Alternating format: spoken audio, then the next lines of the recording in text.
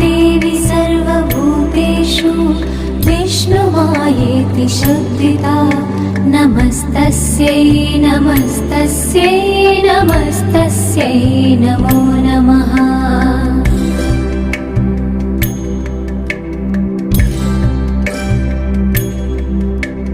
या देवी सर्वभूतेषु चेतनेत्यभिधीयते नमस्तस्यै नमस्तस्यै नमस्तस्यै नमो नमः।